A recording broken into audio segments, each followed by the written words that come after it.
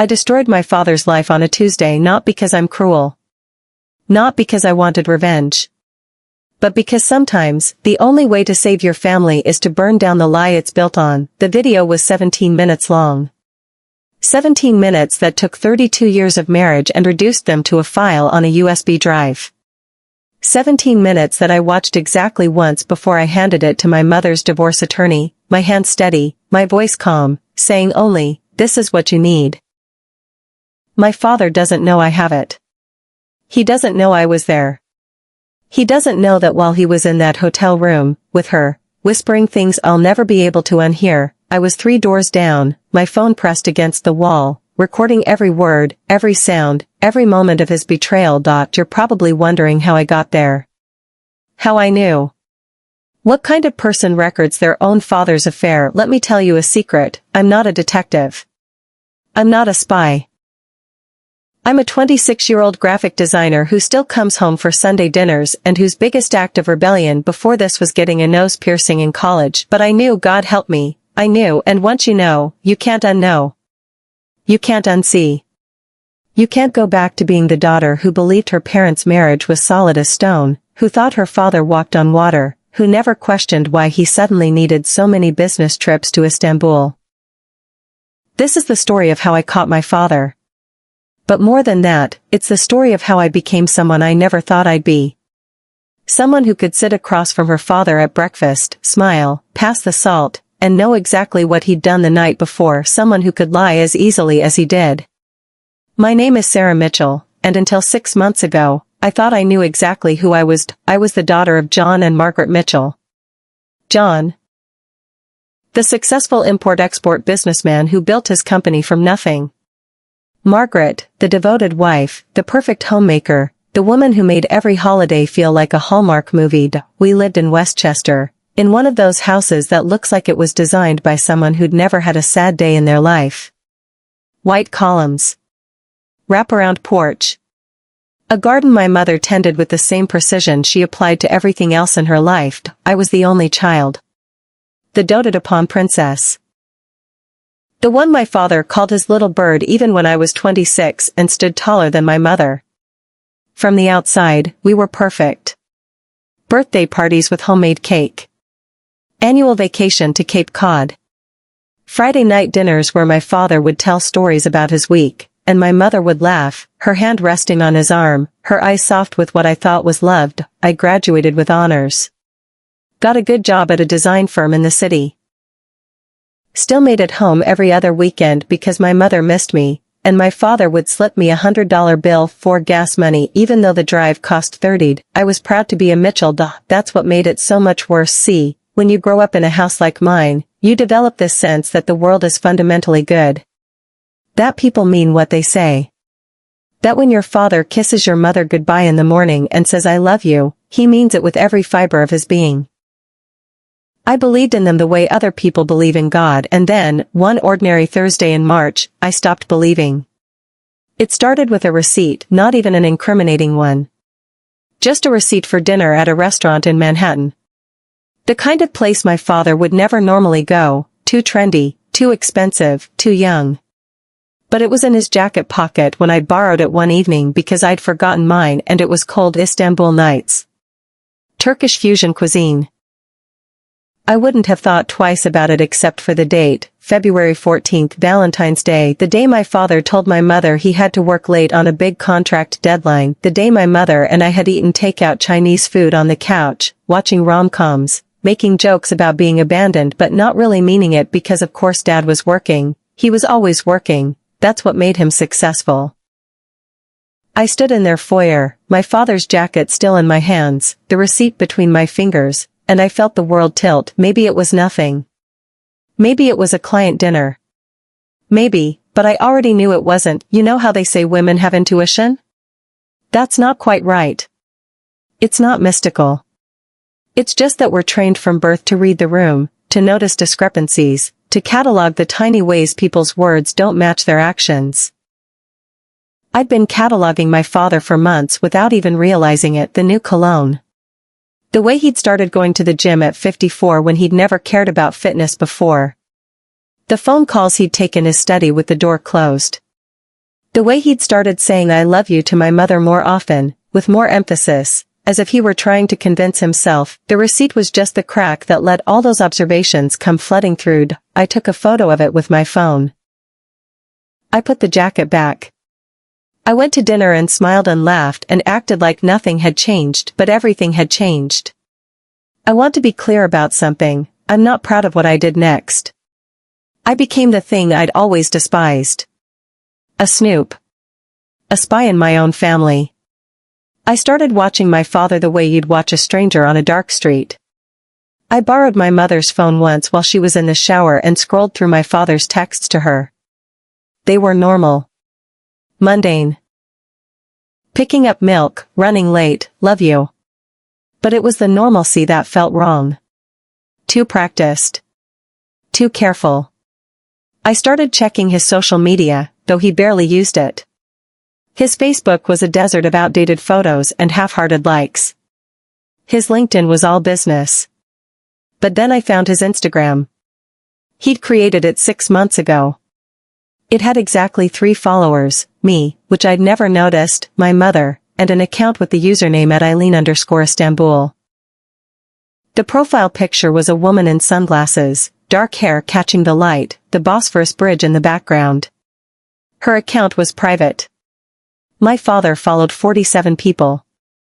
At @Eileen_Istanbul was the only one who wasn't family or business related. I sat on my apartment floor, my phone in my lap, my heart doing something strange and arrhythmic in my chest. Eileen. A Turkish name. Istanbul Nights Restaurant. Istanbul in her username. My father's business trips to Istanbul. 3 in the last 8 months. I made myself a cup of tea. I didn't drink it. I sat at my kitchen table until 2 a.m., Googling signs your father is having an affair like some kind of tragic cliché, reading forums full of people just like me, people who'd found the receipt, noticed the cologne, felt the world tilt. By sunrise, I'd made a decision. I was going to find out the truth. Not for revenge. Not yet. Just to know. Because the not knowing was eating me alive. The investigation consumed me. I became someone I didn't recognize. At work, I'd zone out during meetings, my mind running through possibilities. At night, I'd lie awake, my phone glowing in the dark as I scrolled through my father's credit card statements that I'd accidentally seen on his desk during a visit home. 3 charges to Turkish Airlines in the last 8 months. Multiple charges to hotels in Istanbul. The Sirigan Palace. The 4 Seasons. Places my mother had never seen. Dinners at restaurants with names I had to Google Translate. Shops in neighborhoods I'd never heard of. And then, the damning one, a charge to a jewelry store in Sultanahmet for $3,400. My mother's birthday had been in February. He'd given her a nice card and flowers. Not a $3,400 piece of jewelry. I took photos of everything. Built a folder on my phone, evidence. It felt dramatic and necessary all at once. But I needed more than circumstantial evidence. I needed proof.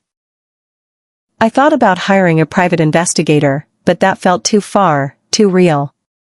Plus, I couldn't afford it on my salary, and I certainly couldn't ask my mother for money to investigate her own husband. So I decided to do it myself. My father's next trip to Istanbul was scheduled for mid-May. I knew because I'd casually asked him about his travel plans during Sunday dinner, and he'd mentioned needing to check on a shipment issue with one of his suppliers. Another Istanbul trip, my mother had said, smiling but tired. I wish they'd just email. Face-to-face is important in business, my father had replied, squeezing her hand. I'd nodded. Smiled. Helped clear the dishes. And then I'd gone home and booked myself a flight to Istanbul on the same dates. I'd never been to Istanbul before. Had never had any desire to go, honestly. It was just a place my father went for work. But as my plane descended through the clouds on May 15th, and I saw the city sprawled below me, the minarets and the Bosphorus, the ancient and the modern all tangled together, I felt something shift in my chest. This was where my father had built his second life. I'd booked a room at a modest hotel in Sultanahmet, the tourist district.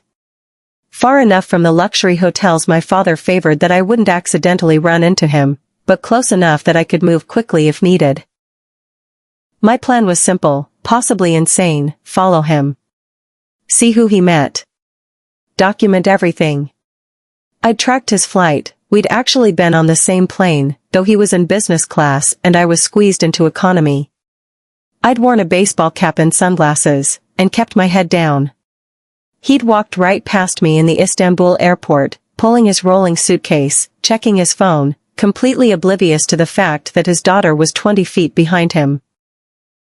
He took a taxi to the Sirigan Palace, one of those hotels that costs more per night than I made in a week. I took a taxi to my budget room with a view of a brick wall. And then I waited. The first day was boring. Painfully, mind-numbingly boring.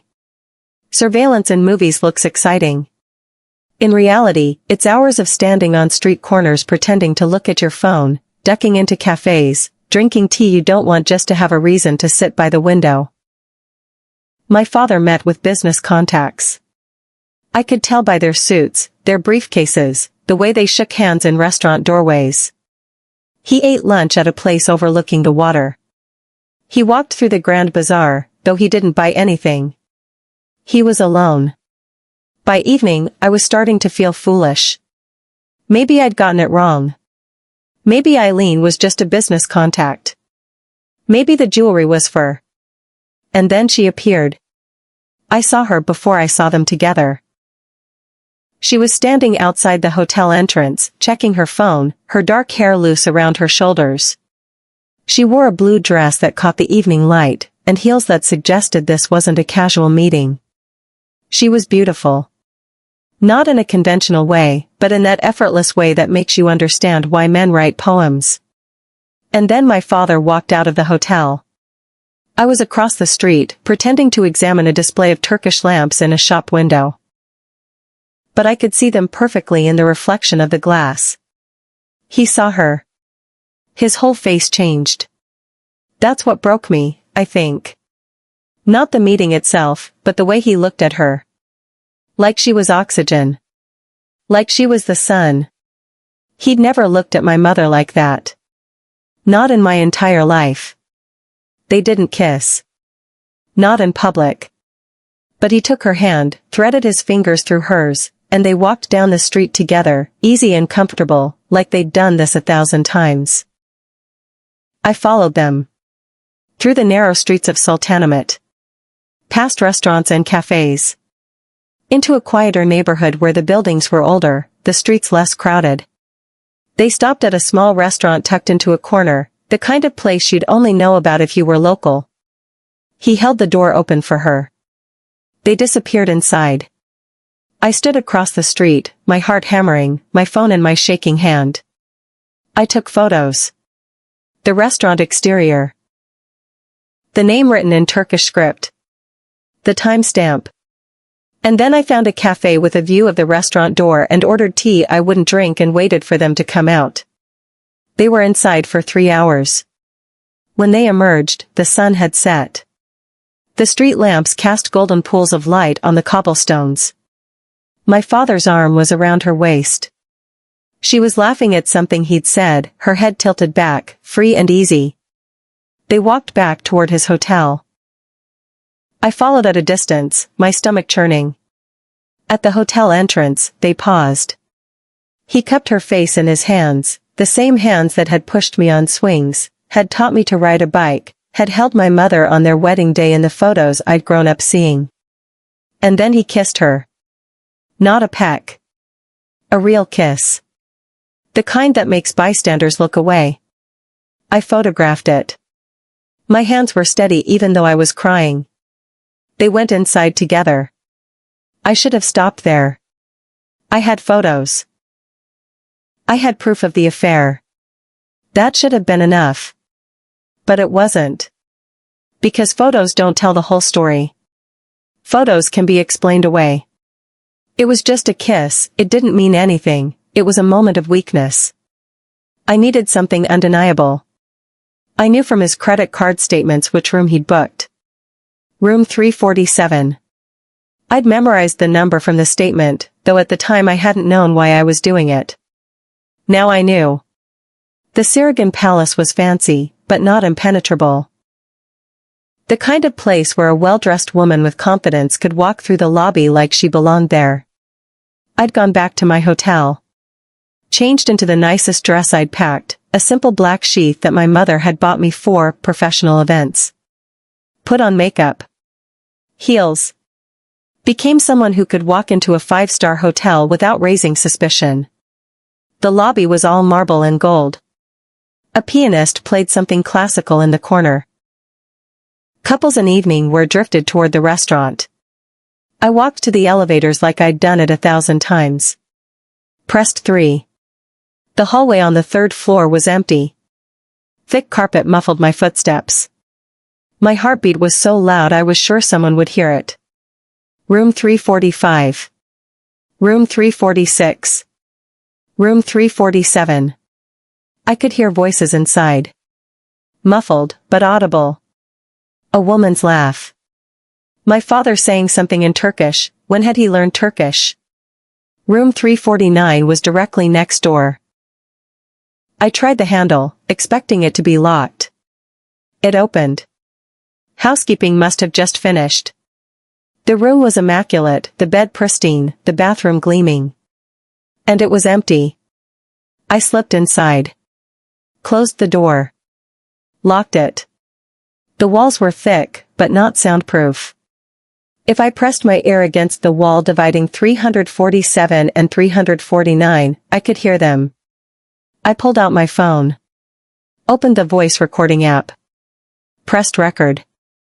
And then I pressed the phone against the wall and listened. I'm not going to transcribe everything. Some things are too private, too painful, even for this story. But I'll tell you what I learned in those 17 minutes. They'd been together for a year. Met at a business conference in Istanbul. Love at first sight, my father said, his voice thick with emotion I'd never heard directed at my mother. He was planning to leave. Soon, he told her. I just need to handle things carefully. Margaret doesn't deserve to be blindsided. The jewelry from Sultanahmet? An engagement ring. For Eileen. I want to marry you properly, he said. In Istanbul, with your family. A real wedding. Not this, he paused. Not this lie I've been living. Eileen said something in Turkish. My father responded in halting, accented Turkish. They laughed together. Does your daughter know? Eileen asked at one point. Sarah? My father's voice changed. Softer. Sadder. No. She thinks I'm a good man. You are a good man, Eileen said. You're just finally being honest about what you want. I stood in that empty hotel room, my phone pressed against the wall, recording every word, and I felt something inside me calcify into cold, hard certainty. My father wasn't going to leave my mother carefully. He was going to destroy her. And he was going to frame it as honesty. After 17 minutes, they stopped talking. Other sounds took over. I stopped recording. I stood in the dark of room 349, my dress wrinkling, my heels discarded on the carpet, and I made a decision. I was going to get ahead of this. I flew home the next morning, before my father's return flight. Checked out of my hotel at dawn, took a taxi to the airport, boarded a plane back to New York in a fog of exhaustion and adrenaline. On the flight, I listened to the recording once. Only once. With headphones in, my eyes closed, my jaw clenched so tight my teeth ached. Every word was clear. Every damning sentence. Every plan he'd made to dismantle our family. When it was over, I opened my eyes and looked around the cabin. Ordinary people doing ordinary things. Reading books. Watching movies. Sleeping with their mouths open. None of them knew that I was carrying a bomb in my phone. Evidence that would blow up a marriage, destroy a family, reshape everything my mother thought was true about her life. I could have deleted it. Could have pretended I'd never heard it. Could have gone back to being the daughter who believed in Sunday dinners and white picket fences. But I couldn't unknow what I knew. And more importantly, my mother deserved the truth. I didn't tell my mother immediately. I know that sounds cowardly, but I had to think strategically. My mother was not stupid, but she was trusting. Loyal to a fault. The kind of woman who would want to work on the marriage, who would believe my father if he promised to change. She would forgive him. And he would do it again. So I needed to make sure that when I told her, she wouldn't be able to go back. That the truth would be so undeniable, so complete, that there would be no room for manipulation or second chances. I needed a divorce lawyer. I spent a week researching. Read reviews. Called consultations. Finally found someone who came highly recommended for high-net-worth divorce cases. Patricia Vance, a woman in her 50s with a reputation for being ruthless but fair. I'm not the one getting divorced, I told her in our first meeting, in her sleek office overlooking Midtown. My mother is. She just doesn't know it yet. Patricia raised an eyebrow. Does your mother know you're here? No. Then why are you here? I pulled out my phone. Because my father is having an affair, and he's planning to leave my mother for another woman. And when he does, he's going to try to frame it as some kind of mutual decision. He's going to try to make my mother feel guilty for not being enough. And I need to make sure she's protected when that happens. Patricia leaned back in her chair. What do you have? I showed her the photos. The credit card statements. The recording. She listened to 30 seconds of the recording before holding up her hand. Stop. That's enough. She looked at me with something that might have been respect or might have been pity. This is very comprehensive evidence. I know. It's also potentially inadmissible in court, depending on how you obtained it. Recording someone without their knowledge in a hotel room. I wasn't in the room, I said. I was in a different room. I just happened to be able to hear through the walls. Patricia's lip quirked. Almost a smile. Clever girl. I just want my mother to be protected. He's the one with the business, the assets. If this goes to divorce, he'll have lawyers. She'll have nothing but 32 years of being a good wife. And now she'll have this. Patricia gestured at my phone. If she wants to use it. She will, I said with more confidence than I felt. Once she sees it, she'll want to use it. Patricia named her fee. It was steep. I paid the retainer out of my savings account. I'm not officially representing your mother yet, Patricia said as I left. But when she's ready, tell her to call me. I'll be waiting. I chose a Wednesday afternoon. My father was supposedly at the office. My mother was home, tending her garden, her hands dirty with soil, her face peaceful in the late spring sunshine. Sarah. She looked up, surprised. I didn't know you were coming by. I need to talk to you, Mom. Something in my voice made her stand up, brush off her hands. What's wrong? Is everything okay? Let's go inside. We sat at the kitchen table, the same table where we'd had 1,000 family dinners. Where my father had told stories and made us laugh and played the role of devoted husband so convincingly that I'd believed it for 26 years. Mom, I said. There's no easy way to say this. Say what? Her voice was already tightening with fear. Dad's having an affair. The words hung in the air between us. My mother's face went through several expressions in rapid succession: shock, denial, anger, and then, worst of all, resignation. How long have you known? She asked quietly. That wasn't the response I'd expected. You knew? I didn't know, she said. But I suspected. 4 months now. Maybe longer. She looked down at her hands, still dirty from the garden. You always know, Sarah. On some level, you always know. Why didn't you? What was I supposed to do? Accuse him without proof? Blow up our marriage over a suspicion? She looked at me, and her eyes were so sad I wanted to take it all back. Where would I go? What would I do? I've been a housewife for 30 years. I have no career, no money of my own, no, her voice cracked. No plan B. You have me, I said. And you have this. I pulled out my phone. Set it on the table between us. I followed him to Istanbul.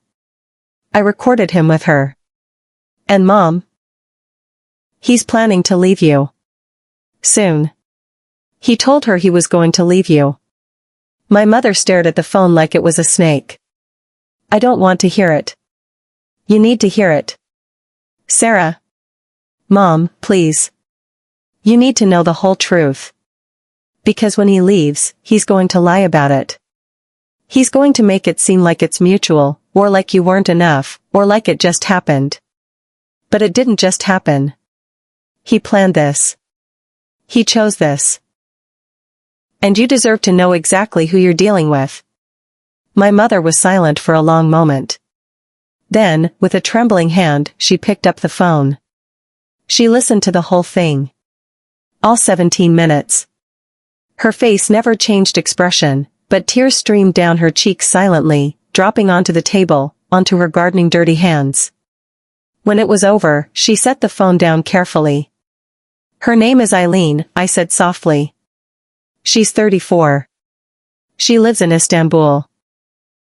He bought her an engagement ring. An engagement ring, my mother repeated numbly. He's not just having an affair, Mom. He's building a whole new life with her. My mother stood up abruptly. Walked to the sink. Turned on the water and washed her hands, scrubbing and scrubbing like she could wash away what she'd just heard. I've contacted a divorce lawyer, I said. Her name is Patricia Vance. She's expecting your call. She's good, Mom. Really good. And she says with this evidence, you'll be protected. You'll get what you deserve. My mother turned off the water. Dried her hands slowly on a dish towel. When she finally turned around, her face had changed. The softness was gone. What replaced it was steel. Call her, she said. Now. I want to meet her today. Patricia Vance became my mother's champion, her strategist, her shield. In her office, my mother transformed. The grieving wife fell away, replaced by someone I'd never seen before, my mother, angry. My mother, calculating. He doesn't know that you know, Patricia said. That's your advantage. Right now, he thinks he's in control of the timeline. We're going to change that. How? My mother asked. We're going to let him think everything is normal while we prepare. Forensic accountants will go through every business record, every bank account. We'll document everything. The assets, the hidden accounts, the money he's been spending on her. And then, when we have everything we need, we'll serve him with divorce papers at a time and place of our choosing. I want him to be humiliated, my mother said quietly. The way he humiliated me. Patricia smiled. It wasn't a nice smile. We can arrange that. The next 3 months were the strangest of my life. My mother continued to play the role of devoted wife. She made dinners. She kissed my father goodbye when he left for work. She smiled at his jokes during Sunday dinners. She was magnificent. I came to those Sunday dinners, too. Sat across from my father, made small talk, laughed at appropriate moments. All while knowing exactly what he'd done, what he was planning to do. He had no idea we knew. He was so convinced of his own cleverness, his own control, that he never suspected. Meanwhile, Patricia and her team worked in the background. The forensic accountant discovered what we'd suspected. My father had been moving money for months, setting up accounts in Istanbul, preparing for his new life with Eileen. He'd transferred over $800,000 to Turkish banks. Money that belonged to both of them, from their joint accounts, from the business he'd built during their marriage. "We'll get it back," Patricia assured my mother. "All of it, plus interest." My mother just nodded. She'd stopped crying weeks ago. Now she was just determined. My father announced another trip to Istanbul in August. "Supply chain issues again," he said over dinner, not meeting my mother's eyes. "Of course, dear," my mother said sweetly. "You do what you need to do." After he left the room, my mother looked at me. We both knew he wasn't going to Istanbul for supply chain issues. "Let him go," Patricia had advised. "Let him think he's getting away with it.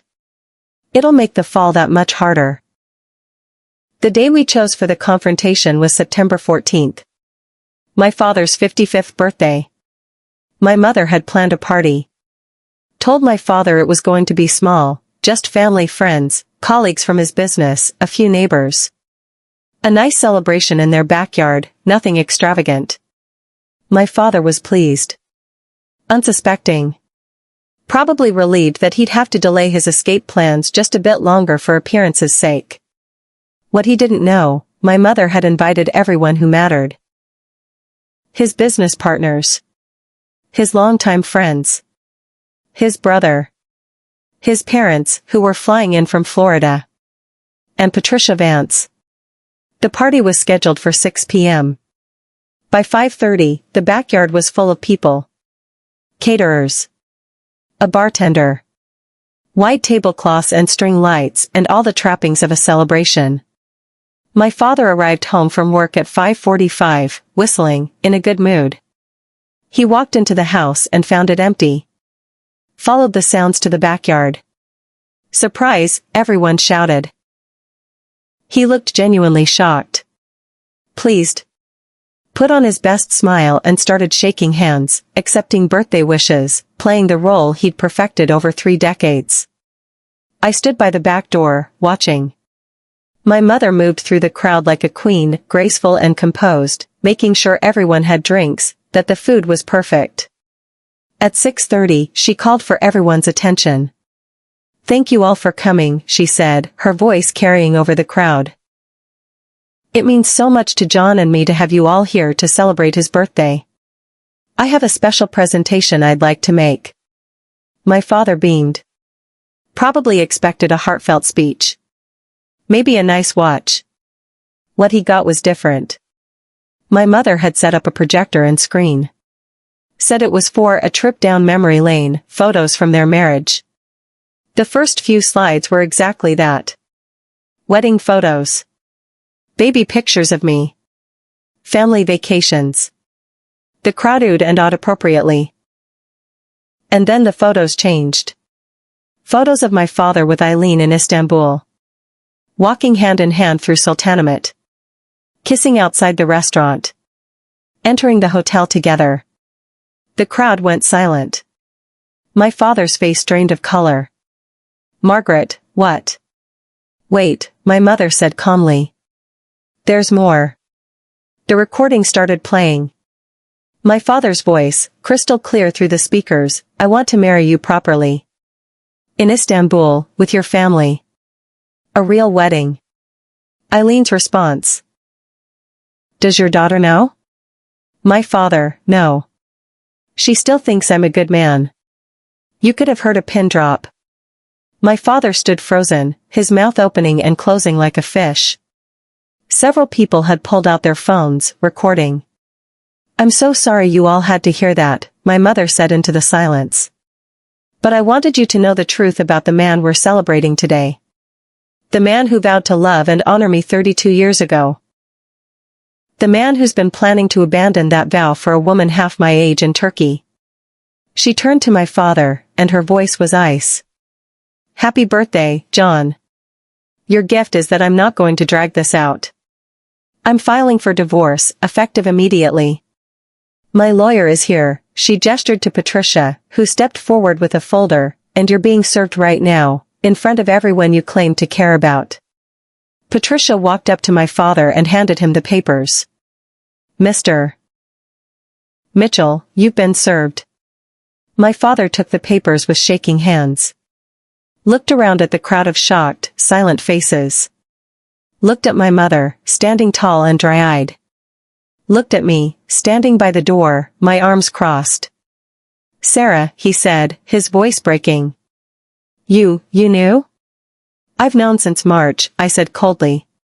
"I was there, Dad. In Istanbul. I recorded you. I gave the evidence to Mom's lawyer. All of it." His face crumpled. For a moment, I thought he might cry. Instead, he turned and walked out of the party, through the house, out the front door. Several people started talking at once. Exclamations of shock. Disbelief. My father's business partner looked green. My mother raised her glass. "I'm sorry this evening didn't turn out as planned. But thank you all for being here. You're welcome to stay and enjoy the food and drinks. Heaven knows I paid enough for it with marital funds." A few people laughed nervously. The tension broke. Some people left immediately, embarrassed. But most stayed, drawn by the drama, by the food, by morbid curiosity. I walked over to my mother. Hugged her tight. "Thank you," she whispered in my ear. "Thank you for being brave enough to find the truth. The divorce wasn't pretty, but it was effective. My father tried to fight it. Hired expensive lawyers. Claimed the recording was inadmissible. Claimed he'd been under duress. Claimed the affair had been a momentary lapse in judgment. Patricia Vance destroyed every argument. The recording was admissible, I'd been in a legal space, a hotel room I'd entered, and I had no expectation that the walls would be soundproof. The affair had lasted a year and involved substantial financial planning, which proved it was premeditated. The photos, the bank transfers, the jewelry purchase, all of it painted a picture of calculated deception. The court was not sympathetic. My father was ordered to return the $800,000 he'd transferred to Istanbul. He had to pay substantial alimony. The house went to my mother. Half of his business went to her. The whole process took 9 months. 9 months of lawyers and court dates and depositions where my father had to sit across from my mother and me and answer for what he'd done. I went to every single hearing. Sat behind my mother like a silent sentinel. Made sure my father saw me. Made sure he knew that I wasn't going to forgive him just because he was my father. Eileen left him, by the way. Once the money troubles started, once it became clear he wasn't the successful businessman with unlimited funds, she disappeared. Blocked him on everything. Moved on. My father tried to reach out to me several times. Texts. Emails. Voicemails where his voice cracked with emotion. "Sarah, please. I'm still your father. I made a mistake, but I'm still your dad. Please talk to me." I never responded. Not once. Because the thing is, he wasn't my father anymore. My father was the man who taught me to ride a bike, who called me his little bird, who I thought walked on water. This man, the one who could lie so easily, who could build a whole separate life while pretending to love us, who could plan to abandon my mother without a second thought, this man was a stranger. And I don't talk to strangers. It's been 6 months since the divorce was finalized. My mother sold the house in Westchester. Too many memories, she said. She bought a condo in the city, closer to me. Started taking classes at the community college. Photography, of all things. She's actually pretty good at it. She's dating someone new. A divorced accountant she met in one of her classes. He's nice. Boring, but in a good way. Stable. Honest. He's the opposite of your father, she told me over coffee last week. And I'm okay with that. She's different now. Stronger. Less willing to dim herself for someone else's comfort. She cut her hair short. Started wearing brighter colors. Laughs more freely. I spent 30 years making myself smaller, she told me once. I'm done with that. As for me? I'm still processing. People ask me if I regret it. Recording my father. Giving the evidence to my mother. Destroying our family. The answer is complicated. I regret that it had to happen. I regret that my father was the kind of man who would betray us. I regret that I had to be the one to expose it. But I don't regret protecting my mother. I don't regret making sure she got the truth, got justice, got the chance to rebuild her life with her eyes open. Someone had to do it. And it had to be me. My father still reaches out occasionally. Less frequently now. I don't respond. Maybe someday I will. Maybe someday enough time will pass that I can see him as a flawed human instead of a monster. But not yet. For now, I'm focusing on my own life. My own healing. I'm back in therapy. Working on trusting people again. It's hard when the first person to break your trust was the one who was supposed to teach you how to trust. But I'm trying. And I'm learning that sometimes, the most loving thing you can do for someone is tell them the truth. Even when the truth destroys everything. Even when the truth hurts. Because lies hurt more. I destroyed my father's life on a Tuesday. But maybe I saved my mother's life instead. Maybe that's the real story here. Not betrayal and revenge, but rescue and reconstruction. My mother calls me her hero, though I don't feel like one. Heroes are supposed to feel good about what they've done. I mostly just feel tired. And sad. And grateful that my mother is okay. She's more than okay, actually. She's thriving. And me? I'm learning that being strong doesn't mean not being broken. It just means picking up the pieces and figuring out what to build with them. I still think about that hotel room sometimes. Room 349. Standing in the dark, my phone pressed against the wall, listening to my father's voice saying things I could never unhear. I think about the moment I pressed record. The moment I made the choice to document his betrayal instead of walking away. That was the moment everything changed. Not just for my family, but for me. Because before that moment, I was Sarah Mitchell, the girl who believed in happy endings and perfect families. After that moment, I became Sarah Mitchell, the woman who knows that sometimes love means letting things fall apart.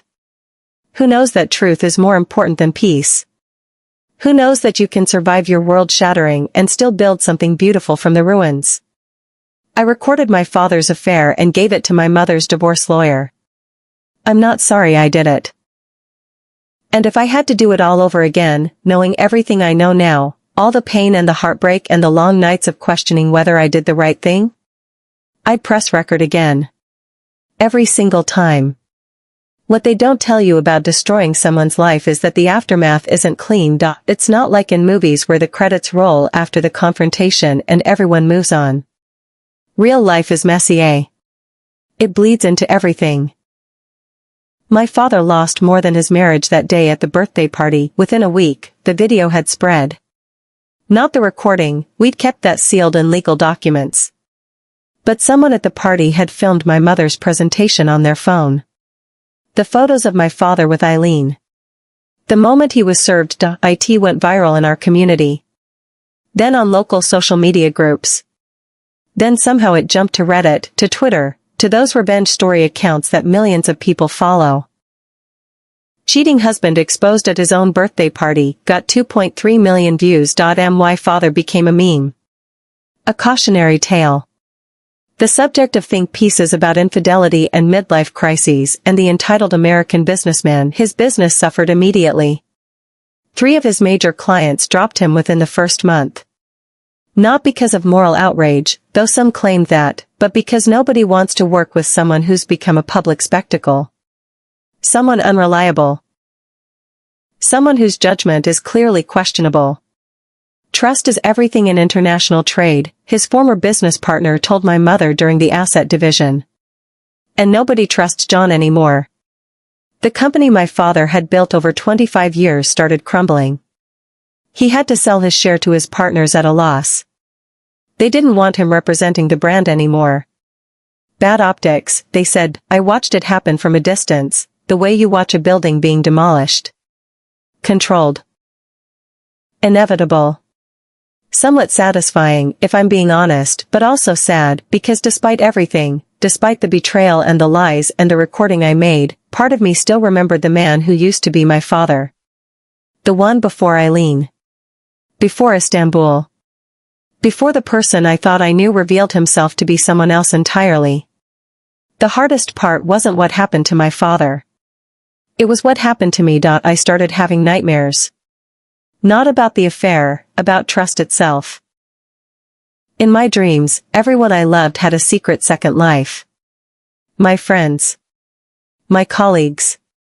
My mother, even though I knew intellectually that she'd been the victim in all this, I'd wake up at 3 a.m., my heart racing, convinced that the world was full of liars and I was the only one naive enough to keep believing in honesty. My therapist, Dr. Chen, had a name for it: betrayal trauma. You didn't just lose your father's betrayal of your mother, she explained in one of our sessions. You lost your model for what love looks like. Your template for marriage. Your belief that people are who they claim to be. So I'm damaged goods now, I said bitterly. No. You're someone who learned a hard truth early. That people are complicated. That love isn't always enough.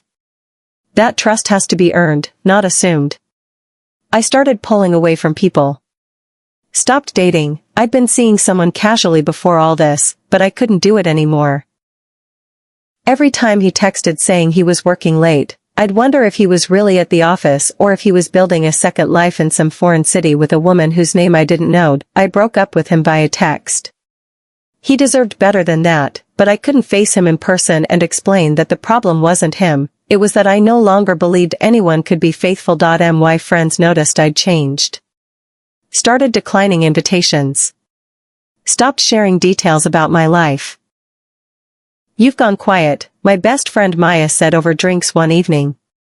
Like you're here but not really here. I'm fine, I lied. No, you're not. You did this incredibly brave thing for your mom, but Sarah, you're carrying all of it alone. The investigation. The recording. The confrontation. When do you get to fall apart? I stared at my wine glass. I don't have time to fall apart. You have to let yourself feel it eventually. The anger. The grief. I feel it every day, I snapped. Then, quieter, I feel it every single day. I just don't know what to do with it. Maya reached across the table and took my hand. Maybe that's something your therapist can help with. She was right, of course. 3 weeks after my conversation with Maya, my father called me, not texted. Called. I stared at the screen as it rang. Dad with the photo I'd never bothered to change, him and me at my college graduation, both of us grinning, his arm around my shoulders, so proud. That photo felt like it was from another lifetime. Another universe where fathers didn't betray their families and daughters didn't have to become spies. I let it go to voicemail, but he called again the next day. And the day after that. On the 4th day, I answered. Hello. My voice was flat. Sarah. He sounded breathless, like he'd been running. Or crying. Thank you for answering. I wasn't sure you would. Silence. I wasn't going to make this easy for him. I know you probably don't want to hear from me. I know I don't deserve. His voice cracked. I lost everything, Sarah. The business. The house. Eileen. My reputation. Everything. Good, I said coldly. I deserve that. I deserve all of it. But Sarah, please, I need you to understand something. I never meant to hurt you. Or your mother. I never. Stop. The word came out harder than I intended. You don't get to rewrite history now that you're facing consequences. You absolutely meant to hurt us. Maybe not at first, but the moment you decided to build a life with Eileen while still married to Mom, while still pretending to be a devoted father to me, that was a choice. You chose to hurt us every single day for a year. I was confused. I was going through something, a midlife crisis? I laughed, but there was no humor in it. That's your excuse? You were confused? Dad, I recorded you planning to marry another woman. I heard you call your 32-year marriage a lie.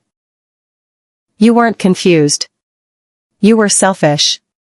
Silence on the other end. Then, you're right. That caught me off guard. I'd expected more excuses. More justifications. You're absolutely right, he continued, his voice thick. I was selfish. I am selfish. And I destroyed everything good in my life because I convinced myself I deserved more. Deserved better. Deserved to be happy on my terms, everyone else be damned.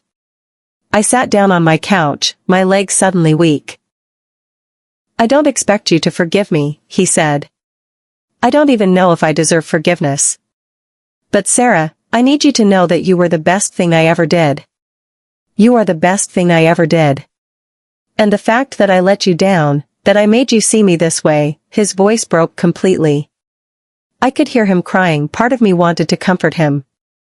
That daughter instinct, built over 26 years, that wanted to make him feel better, but a stronger part.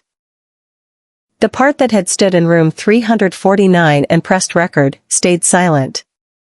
I have to go, I finally said. Can we talk again? Maybe meet for coffee sometime? I don't know. It was the most honest answer I could give. Maybe. Someday. But not now. Okay.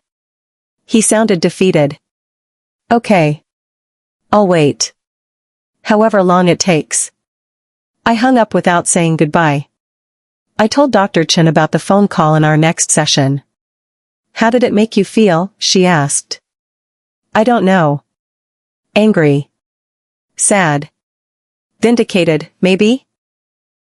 He lost everything, and part of me feels like that's justice. But another part feels, guilty? No. Not guilty exactly. I struggled to find the words. Empty? Like I won the war, but I'm standing in the ruins wondering what the point was. Dr. Chen leaned forward. Sarah, you've been operating in crisis mode for almost a year. Investigation mode. Protection mode. But now the crisis is over. Your mother is safe. Your father is facing consequences. The divorce is final. And you're left holding all this pain with nowhere to direct it. So what do I do with it? You grieve. I blinked. Grieve what? Nobody died. Your father died, Dr. Chen said gently. Not literally. But the father you thought you had, the one you trusted, the one you believed in, he's gone. That man never really existed, or if he did, he's not who your father is anymore.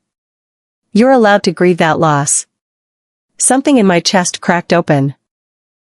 I started crying, really crying. For the first time since this whole thing began, I cried for the little girl who thought her daddy was a hero. I cried for the Sunday dinners that would never be the same. I cried for the naive version of myself who'd believed in happy endings and forever marriages. I cried until I had nothing left. This is good, Dr. Chen said, handing me tissues. This is necessary. You've been so strong for so long. But strength isn't the same as healing. A few weeks later, my mother and I were having dinner at her new condo. She'd made pasta, her specialty, and we were sitting on her balcony, watching the city lights. Dad called me, I said abruptly. My mother's hands paused on her wine glass. What did he say? I told her about the conversation. His apologies. His losses. His request to see me again. Are you going to? She asked. I don't know. Part of me wants to. Part of me wants to never speak to him again. My mother was quiet for a moment. Then, can I tell you something? I talk to him sometimes. What? I stared at her. Why? Because we were married for 32 years. Because we have a daughter together. Because, she sighed. Because holding on to anger takes more energy than I want to spend. I'm not forgiving him. I'm not taking him back. But I'm also not going to spend the rest of my life hating him. How can you not hate him? Oh, I did. 4 months. I hated him with every fiber of my being. But Sarah, that kind of hate was eating me alive. It was like drinking poison and expecting him to die. She looked at me with those wise, sad eyes. I decided I wanted to live instead. So you just let it go? No. I acknowledged it, felt it, and then I chose to move forward. There's a difference. She reached across the table and took my hand. You don't have to talk to your father if you're not ready. But baby, don't let what he did turn you into someone you're not. Don't let his betrayal make you bitter or closed off or afraid to trust anyone. I'm already there, Mom. I already don't trust anyone. Then fight your way back. Because Sarah, you deserve love. You deserve trust. You deserve all the things his actions tried to steal from you. I ran into my father 3 months later. Not on purpose. Pure chance. I was at a coffee shop near my apartment, waiting for my order, when I turned around and there he was. He looked different. Older. Thinner. His hair had gone almost entirely gray. He was wearing jeans and a plain sweater, not the expensive suits I'd grown up seeing him in. Sarah, he said, and his whole face transformed with hope. Dad. The word felt strange in my mouth. Would you be willing to sit with me? Just for a few minutes? I looked at the exit. I could walk out. I had every right to. But something in his expression, the vulnerability, the genuine pain, made me nod. We sat at a corner table. Our coffee orders came. Neither of us touched them. I'm working at a warehouse now, he said finally. Loading trucks. It's honest work. Humbling work. Good, I said, not unkindly. I'm in therapy. Going to a support group for people who've destroyed their marriages. Trying to understand why I did what I did. He looked down at his hands. Trying to become someone better. That's good, I said again. I don't expect you to forgive me. But I want you to know, I'm not making excuses anymore. I'm not blaming anyone but myself. And I'm working on becoming the man I should have been all along. I studied his face. Looking for lies. For manipulation. For the facade I now knew he was capable of wearing. But all I saw was a broken man trying to put himself back together. I'm glad you're getting help, I said finally. You needed it. I did. I do. He looked up, and his eyes were glassy. Sarah, I know I can't undo what I did. I can't give you back the father you thought you had. But if there's ever a chance, even a small one, that we could rebuild something. I don't know, I interrupted. I honestly don't know if that's possible. That's fair. More than fair. He nodded. But the door, is it completely closed? Or is there a chance? I thought about my mother's words.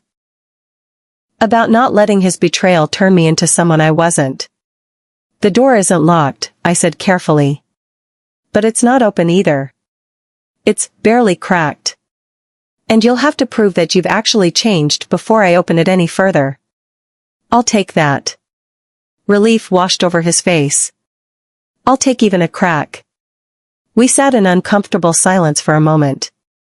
I should go, I said, standing. Okay. Thank you for sitting with me. Really. I walked toward the door, then turned back. Dad? Yeah? What you did, it broke something in me. Something I'm still trying to fix. And I need you to know that even if we do rebuild a relationship someday, it will never be what it was. That innocent trust? That's gone forever. His face crumpled. I know. I'm so sorry. I know you are. I just need you to understand what the cost was. Not just to Mom. To me. I understand. I left the coffee shop and walked home in the cold December air, my breath visible in clouds, my mind spinning. I'd talked to my father. Not for long, but I'd talked to him.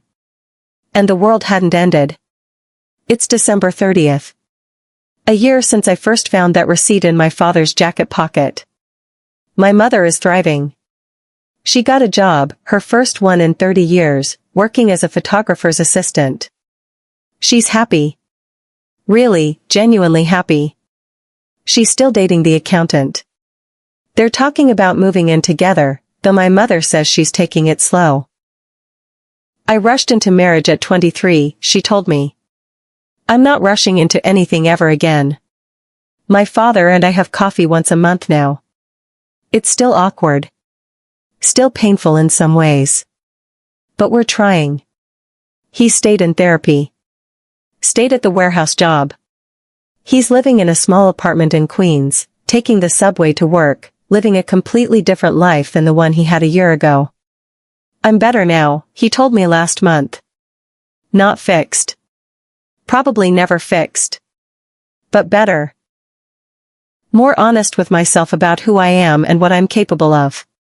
As for me? I'm still working on trust. Still working on not assuming everyone has a secret second life. But I'm dating again. A guy named Marcus I met through Maya. He's patient with my walls. Understands when I need space. Doesn't push when I pull back. Your trust wasn't broken easily, Dr. Chin told me in our most recent session. It won't be rebuilt easily either. And that's okay. That's actually healthy. Trust should be earned. I think about that hotel room less now. Room 349. The phone against the wall. The moment I pressed record. I don't regret it. I'd do it again. But I've stopped defining myself by that moment. I'm not just the daughter who exposed her father's affair. I'm not just the broken girl with trust issues. I'm Sarah Mitchell. I'm healing. I'm growing. I'm learning that people are complicated, that betrayal doesn't have to define you, that you can survive the worst thing you can imagine and still build a life worth living. The recording is still on my phone. Backed up in 3 places, password protected. Sometimes I look at the file name, evidence.m4a. I'll probably never delete it. It's proof of what happened. Proof that I didn't imagine it. Proof that sometimes the hardest thing and the right thing are the same thing. My father destroyed my trust in him. But in doing so, he taught me something valuable. I'm stronger than I thought. I'm capable of doing hard things. I'm able to protect the people I love, even when it costs me something precious. Would I rather have never found out? Part of me says yes. Ignorance was easier. But a bigger part, the part that watched my mother transform from a broken housewife into a thriving, independent woman, says no. Because the truth, as painful as it was, set us both free. My father lost everything because of what I did. His marriage. His business. His reputation. His relationship with me, though we're slowly rebuilding. But my mother gained everything. Her independence. Her strength. Her life back. And me? I gained something too. Not happiness, not yet. But clarity. Understanding. The knowledge that I can survive the unsurvivable. I destroyed my father's life on a Tuesday. But I saved my mother's life. And maybe, just maybe, I saved my own. And that has to count for something.